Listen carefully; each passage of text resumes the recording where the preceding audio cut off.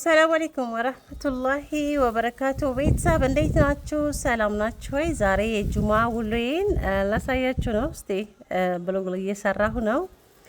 እስከ መጨረሻው ተከታተሉኝ። ላይክ ማድረጋችሁን እንዳትረሱ። እኔም ቪዲዮ እየለቀቅኩ አይደለም። የሆነ ሰዓት ላይ ዩቲዩብ ላይ መልቀቅ ስትጀምሩ ደስ ደስ እያላችሁ ትለቀናለች። የሆነ ሰዓት ላይ ደግሞ ሳቆም ደግሞ በቃ ስንፈት ነገር ማለት ነው። ለማንኛውም ቪዲዮውን እስከ መጨረሻ ተመልከቱት። ይሄን የዳቦ ማሽን ከመምጣታችሁ በፊት እንድትገዙት ብዬ ነው ቀርጬ ማሳያችሁ። አንደኛውን ኦሪጂናል ነው። የዛሬ 6 ዓመት ነው በርካሽ ዋጋ አሁን 20 ምናምን ሺህ ወደ 30 ሺህ ገብቷል። ነው የገዛው በ6 ሺህ ብር ነው።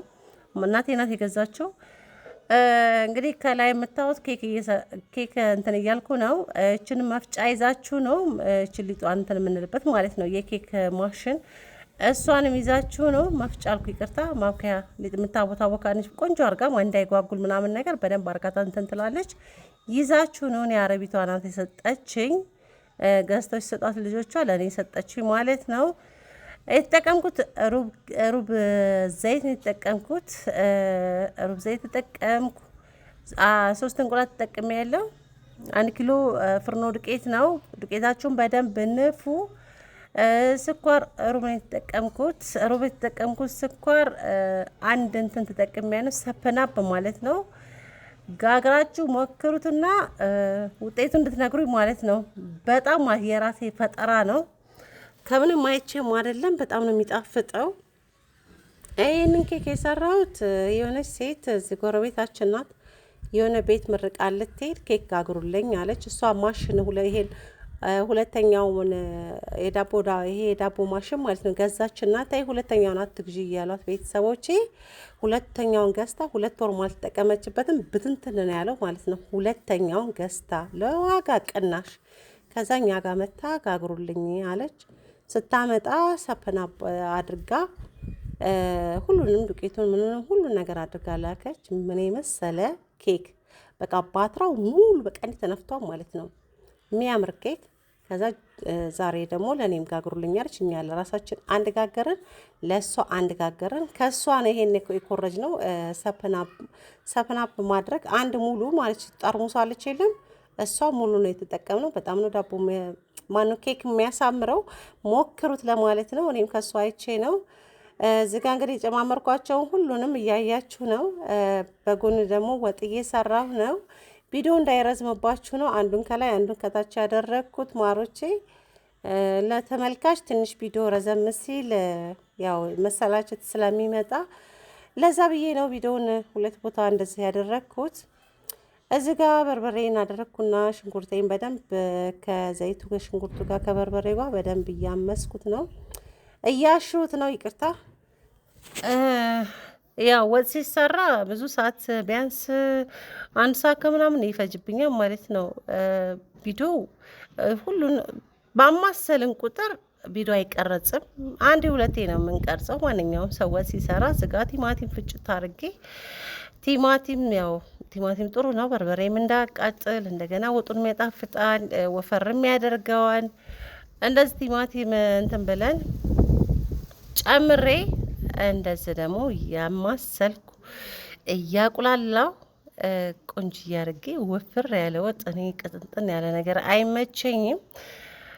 ትናንትና ከወንድሜ ጋር አንድ ፍየል ንፋስ አለ ውጭ ላይ ቁጭ ብዬ ነው። አንድ ፍየል እንካፈል ትንሽ ፍየል ግዛና ብዬው ማለት ነው። እየሰራው እያሉ ዘይቱ ፍንጭቅ ብሎብኝ ነው እንትኑ ማለት ነው። ቁሌቱ ተፈናጨቀብኝ ሳማስል። አንድ ፍየል ከወንድሜ ጋር ተካፈልን። 4000 ብር ገዛንና ትናንትና ሐሙስ ማለት ዛሬ ጁማ አይደለም ተካፈልን። ግማሽ ደረሰ ማለት ነው። ችርቻሩ ስጋኛ አንገዛም፣ አርደን ነው የምንካፈለው። ያው ከዚህ በኋላ ማለት ነው። እስካሁን ተካፍለን አናውቅም። ግን ያው አለ የለም ከወንድሜ ጋር 2000 ብር ደረሰብን። አንድ ፍየል ገዛን፣ አነስ ያለች ፍየል ቆንጅዬ። ይኸው የተካፈልኩት እኔ አሁን እንግዳ የሆነ ቦታ ስለሚሄድ ነው፣ ዛክስቴ ልጅ ቤት ስለሚሄድ ግማሹን እሁድ ቀን እሄዳለሁ። ሱቅ እሁድ ቀን እረፍት አለው። ሱቅ ነው የሚሰራው ልጆቹ ስለሚሸጡ። አክስቴ ሞታ የዛሬ 6 ዓመት ከመጣሁ ለቅሶ አልደረስኩም እና ያው እነሱ መጥተው አይተውኛል። እኔ አልሄድኩም።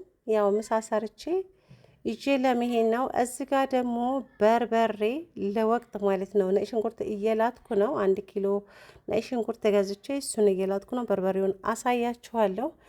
በጣም ኑሮ ርካሽ ነው። እኔ እንጃ አላቅም። የምር ነው የምላቸው። ይሄ ኑሮ ውድ ነው የሚባለው። እስቲ በርበሬ ያሳያችኋል። 5 ሺህ ብር የገዛሁትን ነጭ ሽንኩርት ደግሞ 2 ሺህ ብር ነው። ያው እንዳቅም ማለት ነው። ስጋ ካካውን ሊጡን ቀነስኩና የኬኩን ሊጥ ማለት ነው የመጀመሪያ ነጩን ቀነስኩና እኩል እኩል አደረግኩና ካካውን ጨምረንበት ለብቻው እንትን ስንለው ይወፍራን። ካካው ያወፍረዋል። ካካው ሲወፍር ውሃ እንዳታረጉበት እሺ ውዶቼ፣ እንዳታረጉበት። ኬካችሁ ይበላሻል። እንዳታረጉ። ቢወፍርም ችግር የለውም። ያው ካካው ሲገባበት ስለሚወፍር ነው። እዚህ ጋር ቆንጆ አድርገን ያው ትንሽ ወፈር ስላለ ትንሽ ያው ለበት ስንጠቀም በስንጥር ነገር ነው። ይቅርታ በማንኪያ ወይም በሹካ ማድረግ እንችል ነበረ እና አልታዘዛለን። ትንሽ ሊጡ ትንሽ የወፈር ብሏን። እዚህ ጋር ደግሞ ይሄ ምንድነው የሚብሉት የወጥ ማጣፈጫ ምናምን ነገር ይባላል። እሱን ጨማመርን እንደዚህ ሰራን። ምናልኩ ሰራን ሳይሆን ሰራው። እዚህ ጋር ደግሞ ቤቴን ፏፏ አድርጌ እንግዳ መጥት አይልም። ወላሂ ነው የምላችሁ ያላሰብኩት እንግዳ ከአረብ ሀገር የዛሬ 4 ዓመት ነው እዚህ የገባችሁ ከአረብ ሀገር መታ ማለት ነው። መምጣቴን ስትሰማ ያው ካሜራ ላይ መግባት ስላልፈለገች ነው ዳቦ ይዛ መጣች። እኔም ዳቦ ኬኬን በጎን አድርጌ ነው ፓትር እስከነ ፓትራው ቀዝቅዟል። ቀደም ብዬ ወጥ ከመስራቴ በፊት ነው እንትን የሰራሁት ማለት ነው ኬክ የሰራሁት እንዲቀዘቅዝ ቆንጆ እንዲወጣ። እዚህ ጋር እናቴ እሱ ያመጣችውን ዳቦ ቆንጆ ዳቦ ይዛ መታ ነበረ። ዳቧችንን እንደዚህ እኔን ለማየት መጣች።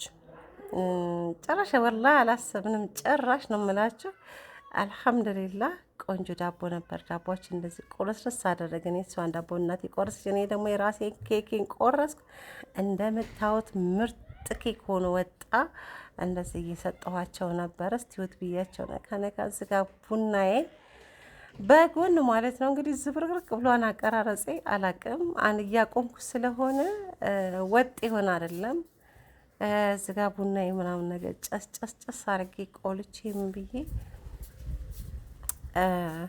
በቃ በጣም ደስ የሚል ውሎ ነበረ። ከአረብ ሀገር የመጣቸው እዚህ ሀገር 4 ዓመቷ ነው። ከእሷ ጋር እያወራሁ ስንጫወት ምን ስል 11 ሰዓት ተኩል ነው ሄደችው ወደ ቤቷ። ሌላም እንግዳ መጣ እኮ እሷ ከመጣች በኋላ ሌላ እንግዳ ደግሞ መጣ። በቃ እንግዳ አያጣኝም።